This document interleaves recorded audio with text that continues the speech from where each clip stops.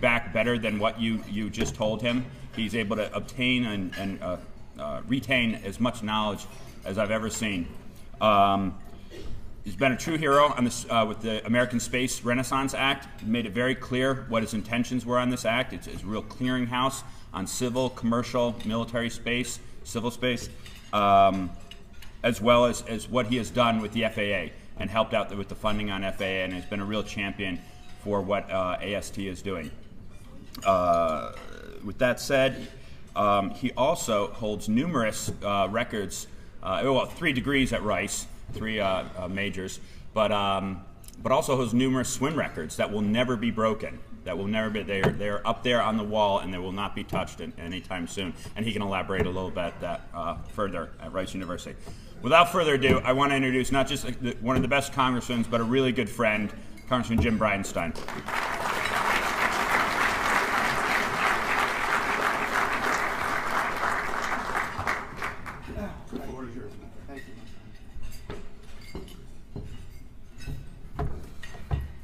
Well, I certainly appreciate that introduction.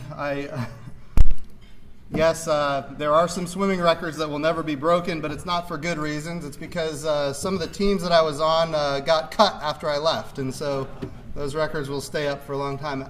That's on the Wikipedia page, and I've been introduced numerous times now, and that comes up, and I need to see if we can get that adjusted. Well, I appreciate the Commercial Spaceflight Federation, and Eric, thank you for your friendship.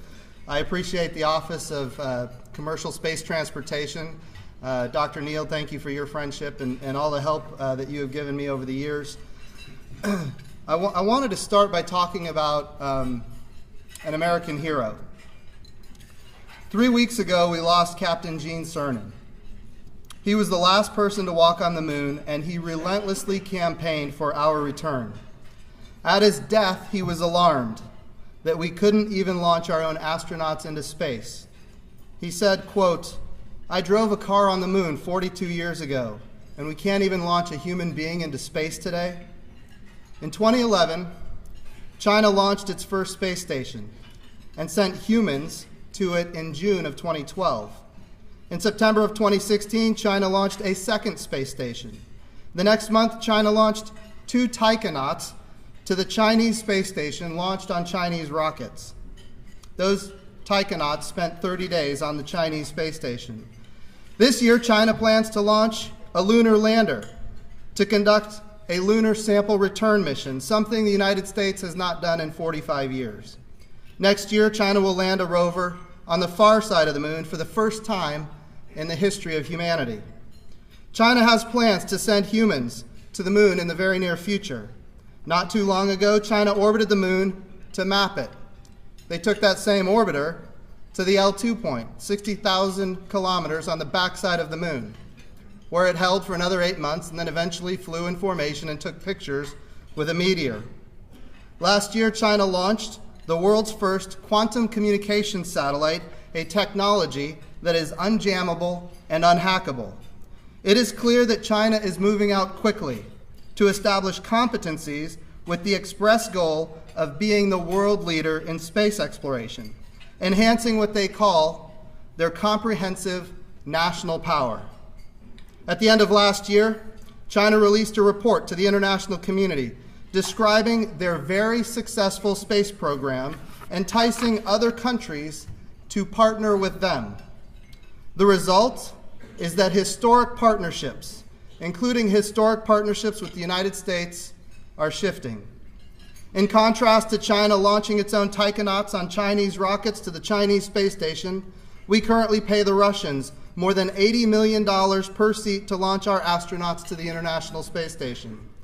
Before the space shuttles retired, that $80 million price was only $21 million. I might say that we're being gouged, because we have no options unless we want to cede the International Space Station to the Russians. Russia officials have said publicly that they are financing their space-based communication architectures and their space-based remote sensing capabilities by launching foreign astronauts and foreign satellites. Friends, that's us. We are funding Russia's military space-based capabilities. In fact, they called it off-balance sheet financing because when they pay them, it funds their military space-based capabilities. Now, this may sound bleak, and I want to be absolutely clear. I do not mean to imply that we have not had amazing successes, because we have. We have sent probes to explore the farthest reaches of the solar system. Thank you. In 2014, a human-rated spacecraft traveled to the farthest from Earth since the Apollo 17. And hopefully by 2018, we will begin launching astronauts to the International Space Station again domestically. Now, I want to be clear. I'm not faulting China or Russia. China's job is to make China great again in space. Russia's job is to make Russia great again in space. It is our job to make America great again in space. The good thing is we have a secret weapon that they don't have. You. We have the people in this room that get up every morning, take great risks upon themselves, and strive to achieve what has never been done. Your risks are not just financial. For some people in the room, it's personal and could, in many cases, be your life. This is what is exceptional about the United States of America. Our competitive, free enterprise, merit-driven culture.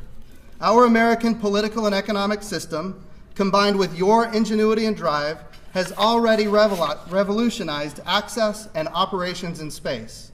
We must make sure our space program is leveraging your industry, commercial space, in the most effective way possible. To do this, we need to do 4 things. Number 1, we must strike the right balance between what the government should purchase, own, and operate, and what the government should acquire as a service. Number 2, we need to fundamentally alter the regulatory environment that has been a hindrance on this industry. Number 3, space situational awareness should be done by a civilian agency, not as a collateral duty by the Department of Defense. Number 4, we need to provide regulatory certainty for new, non-traditional space activities like commercial space stations, orbital robotic servicing of satellites, and other orbital servicing capabilities, and resource utilization from the moon and asteroids. First, there will always be a debate about what the government should purchase, own, and operate, and what the government should acquire as a service.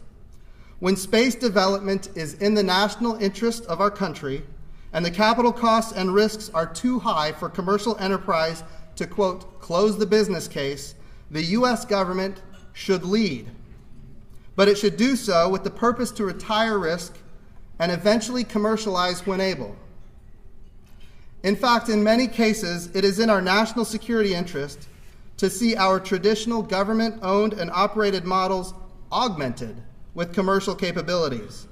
SATCOM, remote sensing, weather data, and exploration all fit into this category. Distributed commercial architectures complicate the targeting solution for our enemies and deter anti-satellite weapon development.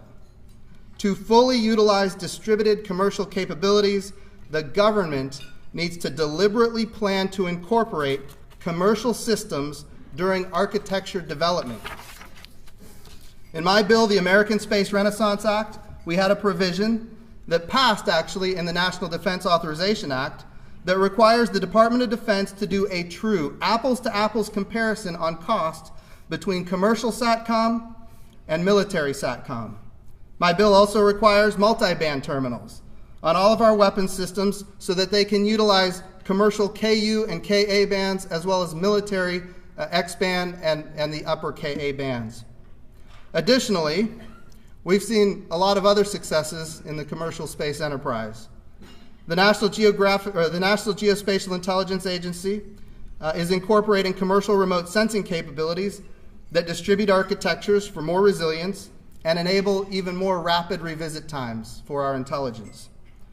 NOAA and the DoD have initiated commercial data pilot programs to develop next-generation weather capabilities. And of course, the government has an interest in seeing commercial on-orbit servicing be successful, and that is starting to happen. The end state we should strive for is government owning and operating systems that it should, and in other cases, government being one of many customers in a service industry. The advantage of the government being a customer is that it distributes costs. Instead of it being fully borne by the taxpayer, it's borne by sometimes foreign governments or foreign taxpayers, in other cases by private industry. It also, of course, forces price competition because multiple people trying to compete for government business will be forced to lower their prices, and finally, the competition results in innovation. So there are a host of reasons that it is to the government's advantage to sometimes use commercial space as a service. A great proving ground to test the blending of the traditional purchase, own, and operate models and the newer service models will be the moon and cislunar space. Private capital has already been invested in landers, rovers, habitats, and more, and could accelerate America's path back to the moon. And I believe it is critical for America's national security interests and for our comprehensive national power to go back to the moon ourselves. But for these investments to be successful, other policy obstacles must be addressed. This brings us to number 2. We need to fundamentally alter the regulatory environment that has been a hindrance on industry. This office, FAA-AST, the Office of Commercial Space Transportation, is already inundated with requests for licenses, permits, safety reviews, payload reviews, and more.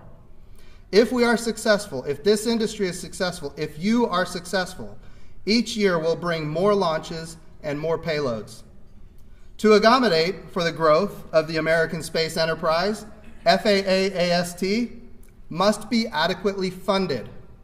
Right now, FAA-AST is not adequately funded, and your industry is paying a price for that.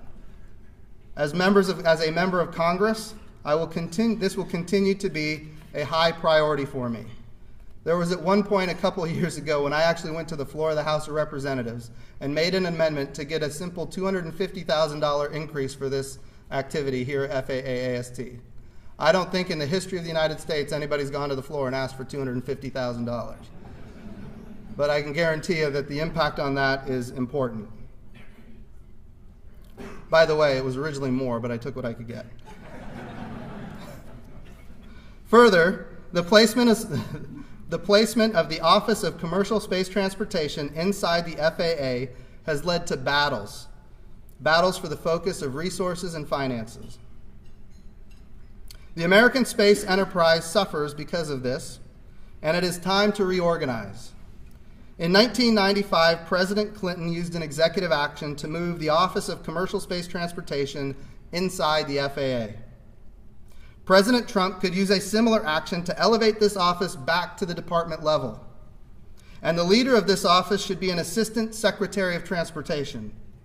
It is well past time for commercial space transportation to be a priority of the U.S. federal government. In fact, it should be a national security priority for this great nation. I heard some claps over there, thank you.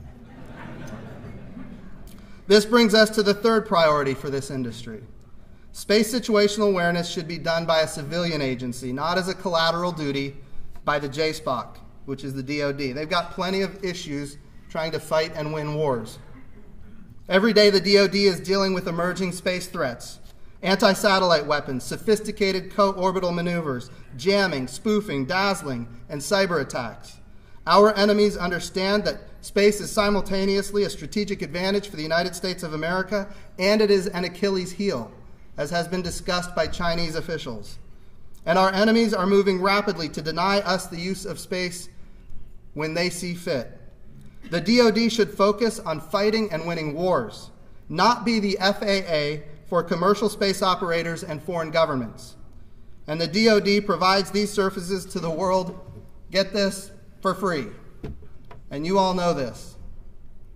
Yesterday I was in a meeting with some high senior Air Force officers, and they were expressing their, they were just dismayed how much time they spend tracking over 3,000 pieces of orbital debris that were created by a Chinese ASAT launch back in 2007 that everybody in this room is familiar with, that everybody in this room has been affected by.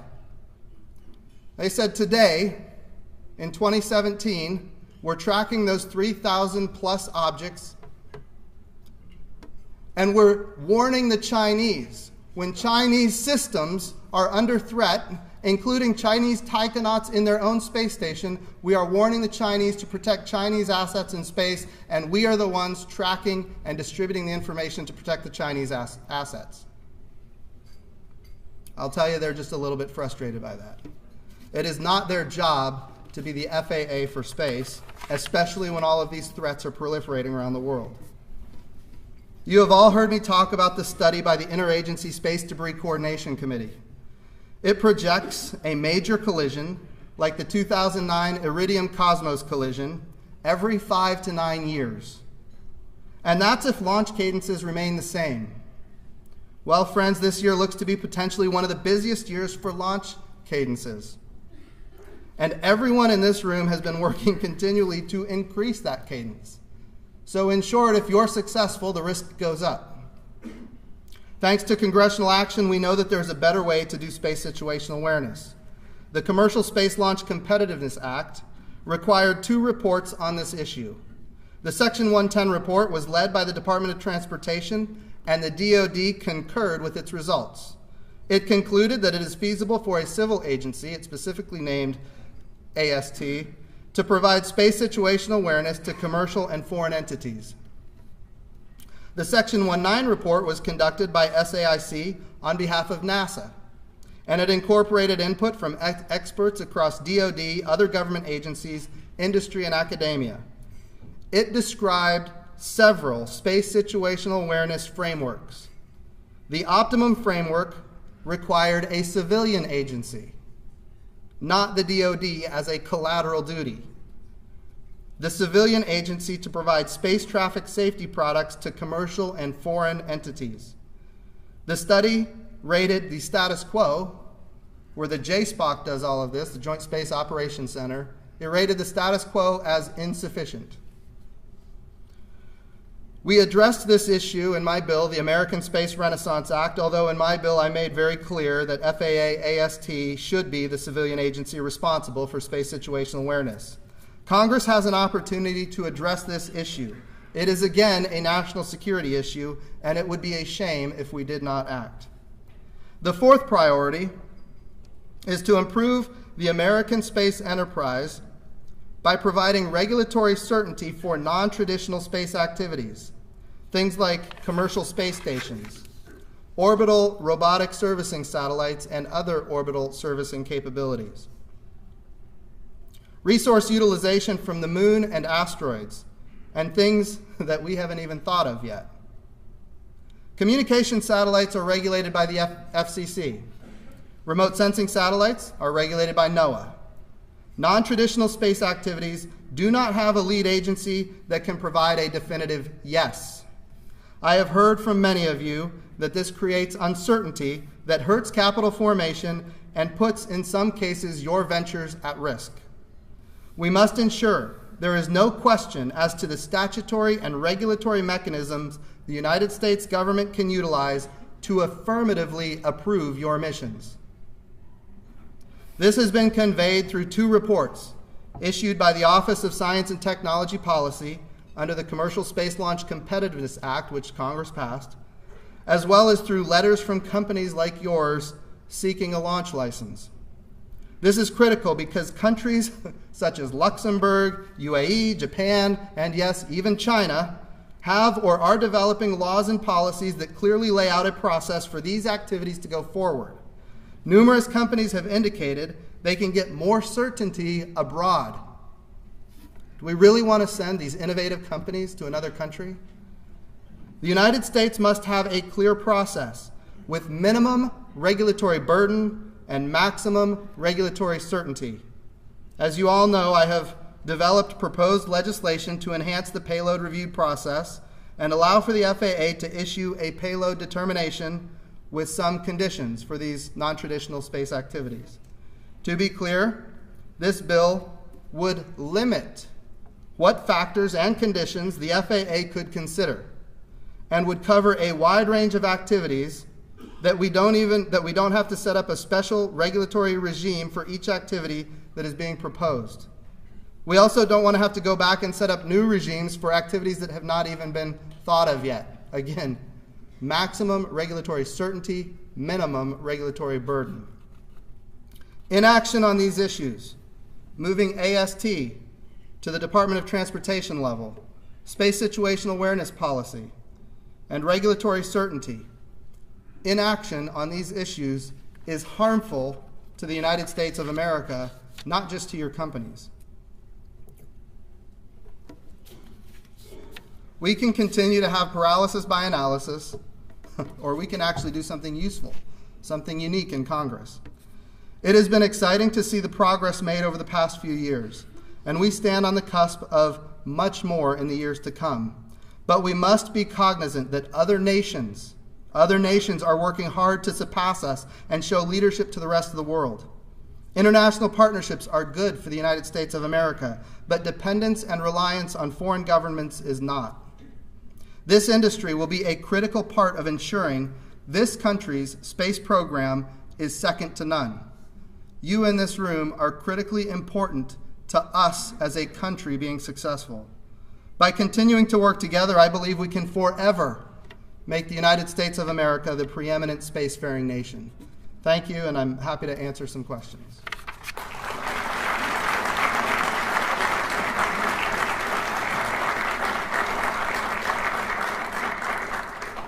I see a hand back here on the left. You can stand up and I'll tell you if yes or no. Yes. Oh, I guess you got a mobile microphone. Good. Hi, sir. Pat Host from Defense Daily. Could you please further explain your reasoning for writing DARPA asking them to pause the RSGS program? And do you not believe that RSGS serves a legitimate national security purpose? So first of all, I think RSGS is critically important for the security of national security. There are two components to it. One that I think is fantastic, and the other that I think is a bit more troubling. When you think about doing orbital rendezvous and proximity operations and the ability to attach to a satellite and maybe maneuver it for station keeping, these are capabilities that I think there are a number of companies that can and should do that as a commercial enterprise. It's one of the reasons we need to reform the way we do non-traditional space activity regulations. But when you talk about tugs and maneuvering on a commercial perspective, that's one thing. The RSGS program has a couple of other, I think, important parts. The ability to do mechanical, we're talking about completely autonomous, not remotely controlled, because we're in geostationary orbit with delays of time. It's not remotely controlled, but doing robotic servicing of satellites autonomously. We're talking about maintenance. And that's something that I think is different than some of the other capabilities that currently exist. Only DARPA has that capability right now. It is a government-owned and operated capability. They have partnered with a commercial partner. I am perfectly okay with the government partnering with a commercial partner to do these robotic capabilities for which there are no commercial capabilities. One of my concerns is that the commercialization process, where the government invests in one partner and then it commercializes, that puts it in a different perspective, because now that partner could be perceived as having an advantage over other commercial companies.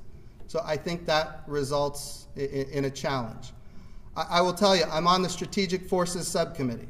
So one of the things that we have seen over and over, we've had so many hearings on, it gets frustrating, is the EELV program, where you've got ULA and SpaceX. And both of them claim that the other has an advantage and that it's not fair. And it's relentless. And it occupies so much time and so much money that members of Congress are all actively engaged on this issue, because there are perceived inequities, and I'm not going into who's right and who's wrong, but there are perceived inequities on both sides, and so we spend a lot of time and a lot of money trying to determine how do we make this equitable in a program where we should have a competitive launch environment? That's a challenge. My concern is we don't want to do that for other parts of the American space enterprise that are critical for national security. That's why I sent the letter. Now, I will tell you, I don't want to hold up that program because the robotic servicing capabilities and the maintenance and the ability to refuel in orbit, all of these things I think are critically important for this country and not provided commercially. So that, doing a robotic demonstration is one thing by DARPA. Commercializing it is something else. And I think we need to distinguish between the two. Yes, sir.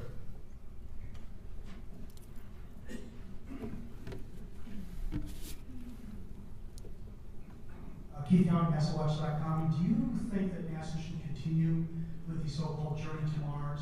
If so, would you change it in some way? If not, what would you replace it with? So, number one, I 100% support the United States of America going back to Mars. As somebody on the science committee, we've heard testimony from a number of different outside organizations indicating that either, we're not going to be able to make it until decades after what is being proposed, and in some cases not make it at all. So when I have to go home to my constituents and explain that we're investing in things that ultimately might not come to fruition, that's a very difficult prospect for a member of Congress. So we need to go to Mars. I think it's critical when we talk about the comprehensive national power of the United States of America, when we talk about the economic advantages of having the entire world unite with the United States of America to accomplish these big strategic objectives, I think that is excellent. And I think that's what Mars is. It is that grand vision. But ultimately, I think that what we have to do is what is necessary to make that a reality. And I do believe that the moon is a piece of that direction.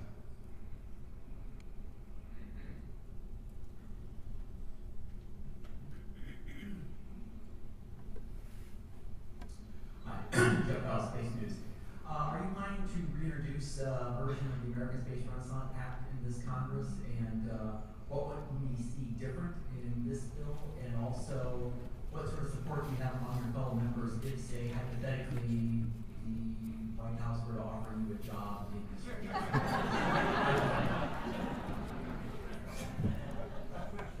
Oh, Jeff. A couple of things. Number one, yes, we are going to reintroduce the American Space Renaissance Act, version 2. We have had some great successes. I have said all along, and Eric correctly identified, we created that bill as a repository for the biggest and best space reform ideas, knowing full well that presenting a comprehensive bill like that is not going to pass. But what we did is we created conversations, and we were able to get parts of that bill incorporated in other legislation. The National Defense Authorization Act, we had 10 provisions in the NDAA that were straight out of the American Space Renaissance Act. And we've done it on appropriations. We've had success with having a pilot program to buy commercial weather data from commercial companies that are providing data from GPS radio occultation satellites. So the answer is we've had successes on the American Space Renaissance Act. We want to make it even better this year. And if you want to know what we're going to do new, you'll have to come to the Space Symposium in Colorado Springs.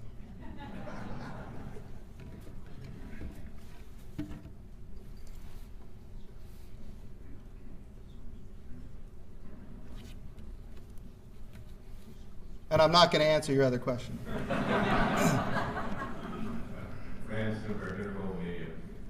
Last spring, Congressman Rohrabacher introduced a bill to make space settlement the fundamental purpose of having a human spaceflight program. If you were to reintroduce that this year, would you think that's a good idea? Would you co-sponsor? Well, I would have to look at the bill. Number one, so I don't believe I was a co-sponsor last year. But what I would tell you is that when we ultimately go back to the moon, which is what I believe we should do and I believe we will do, I think it is important that we don't go to leave flags and footprints again, that we go for a permanent presence. And there are strategic, important reasons to do that. The poles of the moon contain billions of tons of water ice. And at the poles of the moon, you also have almost permanent sunlight. That water ice represents power. It represents fuel. Crack the water into hydrogen and oxygen, and of course, you can pressurize it and put it into cryogenic form. The next thing you know, you've got the same propellant that powers the space shuttle. So I think there are strategic reasons to go to the poles of the moon. I think it needs to be machines and robots at first. I think ultimately there will be a human presence necessary for maintenance and exploration. Quite frankly, there's a lot about the moon we don't know, and a whole lot we can learn about our universe by going back to the moon, because it has no atmosphere. It is a repository of the history of space, if you will. So scientifically, there's a lot of reasons to go back, and I think the next time we go back, it ought to be permanent. And of course, that power that we can get from the poles of the moon can be used for a whole host of things, including, as Keith talked about a few minutes ago, going back to Mars. It can also be used to provide fuel for tugs that can take satellites from low Earth orbit to geostationary orbit, and a whole host of things. But I think ultimately to create that cislunar environment that is sustainable, it's going to require some permanent presence on the moon. As far as a permanent presence on Mars, I'm learning more about that, but certainly I'm not against it.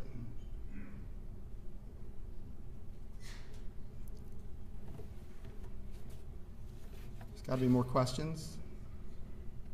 Right here.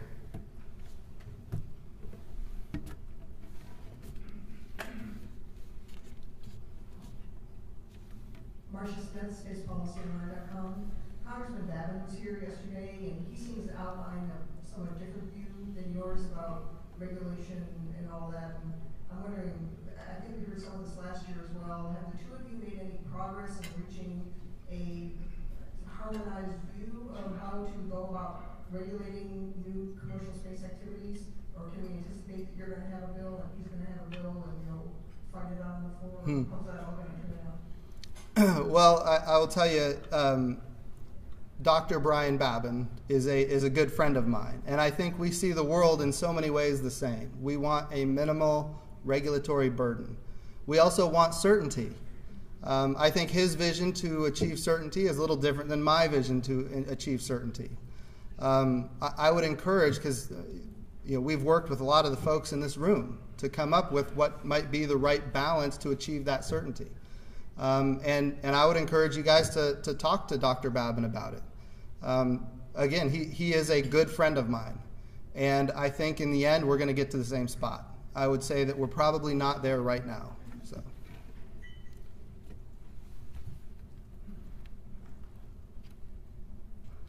Please? Nothing else? All right, we got another one.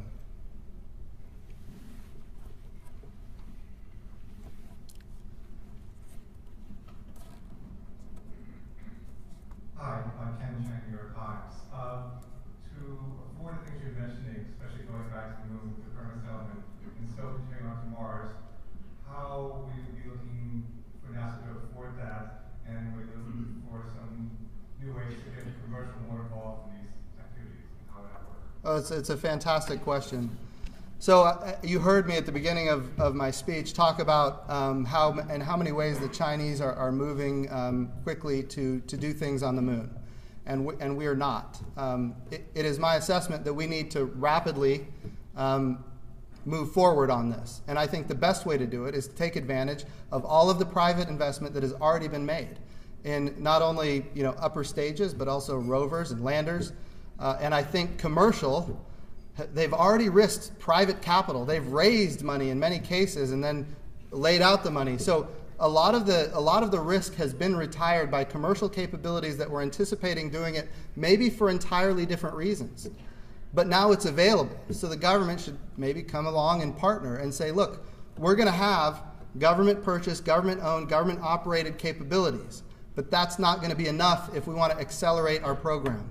So we can partner with commercial for certain parts to get us more quickly to the moon and start being able to, again, harness that comprehensive national power that we used to enjoy.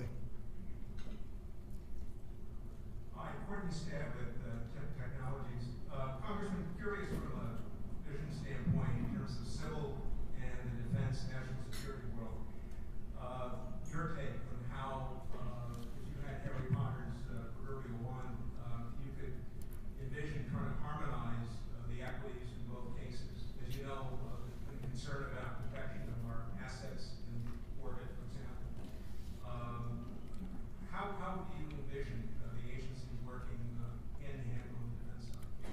So there's a whole host of issues that you're talking about, national security and commercial and harmonizing them. There's a whole host of issues when it comes to national security.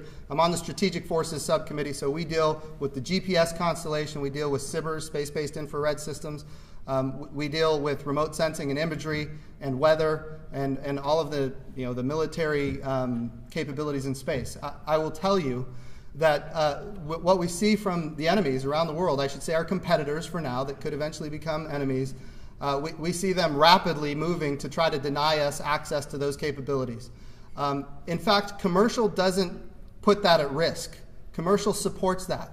So when we have 8 WGS satellites, for example, and the Chinese are launching direct ascent anti-satellite weapons all the way up to geostationary orbit, well, those 8 satellites are at risk. Well, if instead we have commercial satellites, and maybe there's another 100 commercial geostationary communication satellites, now all of a sudden the targeting picture for the enemy gets a lot more complex. And if they shoot down a satellite, guess what? We can use more. That's why I think it's important that we have on our weapon systems multi-band terminals. Commercial uses KU band and KA at the lower frequencies, and military uses KA upper and X band. They're not compatible. How do we bring those architectures together? In my assessment, we need multi-band terminals on our weapon systems so the warfighter, of which I am one, I'm currently in the Oklahoma Air National Guard, and I fly an airplane with a satellite antenna on top. It is important for us to be able to use whatever capacity is available in space at the time and not worry about, well, we have such and such antenna and it is not compatible with such and such capacity. That is not something the warfighter should ever have to worry about. It's something that, quite frankly, your Congress should be worrying about and investing appropriately to bring those architectures together. In this environment, you also have DISA, which is responsible, the combatant commander at CENTCOM picks up the phone, calls DISA. This is not exactly how it happens, but it's simplified. Picks up the phone, calls DISA, and requests more capacity. And of course, DISA goes out on the spot market and leases that capacity in the most expensive way possible on the spot market for a year. And that's not a good public policy either. So we've got to figure out a way. And then, of course, on the military SATCOM side, you got SMC. And, of course, they're buying WGS satellites. And the WGS satellites that are recently launching have 20 gigabits per second of throughput. And the new commercial satellites have multiple hundreds of gigabits per second of throughput. So that solution is not good either. It limits our capability. So we've got to take advantage of the best of commercial and the best of the military. What the military can do that commercial doesn't do is protected communications, frequency hopping for anti-jam capabilities, encryption. All of these things the military is good at and commercial is not. So one of the other ways to bring the architecture together, in my opinion, is to fully fund protected tactical waveform, which I've been fighting for in the House of Representatives, and every year somebody tries to come through and slash that budget. So we make sure and go and re-explain what that is and how it works and why it's important, and we get the money back, and it's not even that much money. So there are things that we can do to bring the architectures together that save money for the taxpayer, bring more capability to the warfighter, and most importantly, protect the architectures. Now, everything I just described is how things stand right now. When you think about the next generation of satellite constellations, by the way, when I talk about next generation in the satellite industry, I'm talking about a period of a couple of years. The next generation is going to be in low Earth orbit. And instead of 1 or 2 satellites launching per year, it's going to be hundreds, if not thousands of satellites launching per year. And those capabilities are going to be commercial. And the military, and so when you have a constellation like OneWeb, for example, you're going to have potentially 800 satellites. Shoot one down, guess what? It doesn't make a difference.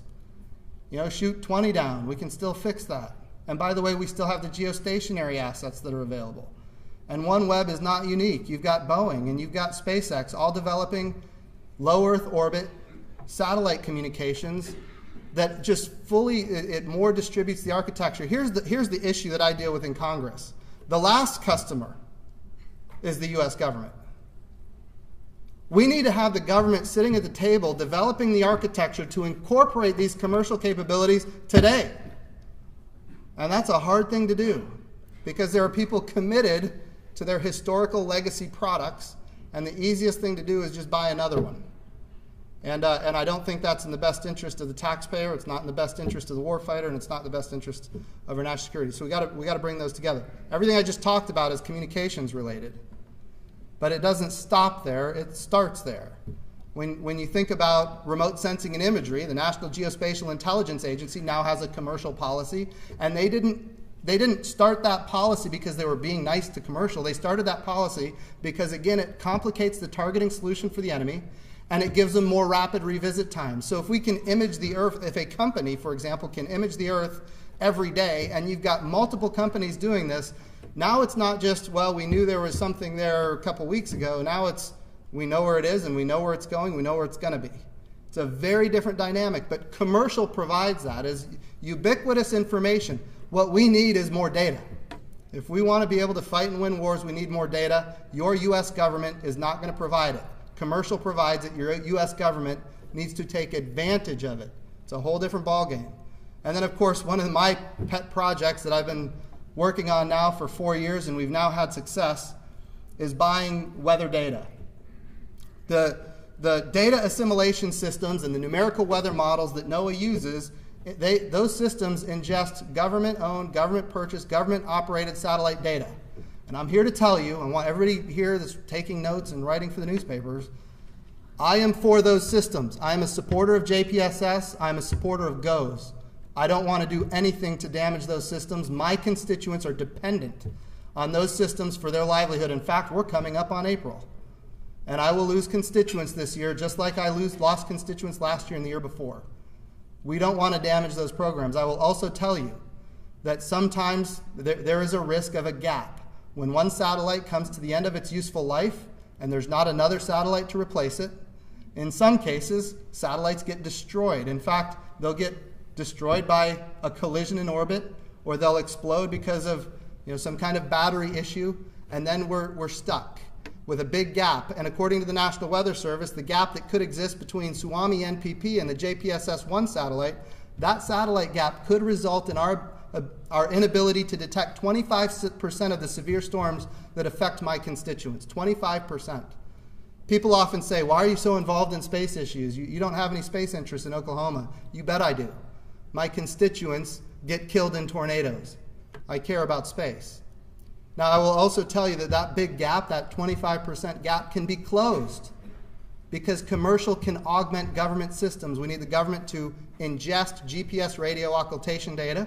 I believe there's a day coming where hyperspectral sensing data could be ingested into those numerical weather models. And ultimately, again, more data.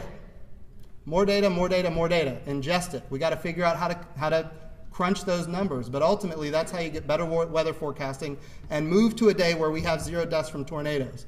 So I would tell you that what commercial provides is critical to national security. I would also tell you that what government provides is not currently replaceable, nor should it be. So this is a balance that we have to strike in Washington, D.C. at the highest levels. I've got one more question over here.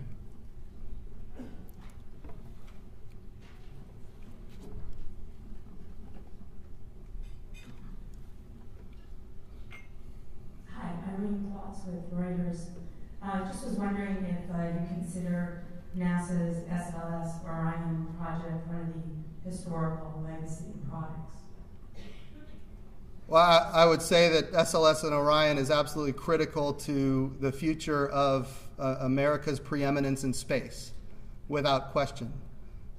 Certainly, it's brand new technology, and what they're doing is unique and special. So I don't want to say it's legacy, but it's critical to what we do in the future. So I fully support SLS and Orion, if that's your question. I've got time for one last question.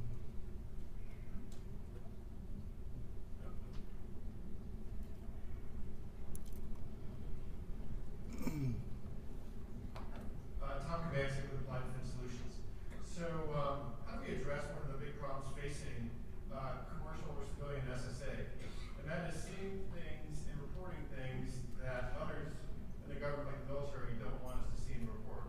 How do we square that? It's a phenomenal question, and I will tell you, whether we like it or not, Those things that they don't want you to see are going to be seen, and in many cases are being seen, because we're not the only nation on the planet. And other nations have commercial capabilities with sensing capabilities, telescopes and radars, and they're seeing these things and they're reporting them. So what used to be secret is no longer secret. And as we move forward, you're going to see very few things operating in space that people don't know about. We're getting to a point where there's going to be perfect information of what's happening in space. Now, I will tell you that's why, again, cislunar is so important.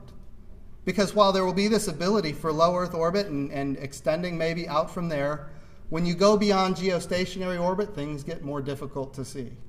Well, who needs to be the best geostationary and above? It needs to be the United States of America. So there is a concern, and there always has been a concern, that if we move to a civil agency to do space situational awareness, and that civil agency is employing commercial sensors around the world or employing foreign sensors around the world to create a fusion center where all the data comes together and you get an integrated space picture. By the way, I fully support that. People say, well, we might lose some secrecy. Well, I'm here to tell you that's already happened. And so what we need to do is start protecting assets in space. Where we need to start thinking is how do we control, and I don't want to use the word control, that's maybe a little too strong, but how do we maintain preeminence in cislunar space? Because that's where it's going next. And we need to have situational awareness there, and we need to be able to operate there, and we need to know what's happening there. So I hope I answered your question. I just want to say what an honor it is to be here. Thank you for inviting me, Eric, and thank you, Dr. Neild, for inviting me. It's always good to be here, and I look forward to working with you. Our door is open. We are doing the next generation of the American Space Renaissance Act. We want your inputs, and I mean that sincerely. Christopher Ingram, James Maisel are here at the front table, and they're always ready to answer the phone from people from your industry. So thank you so much.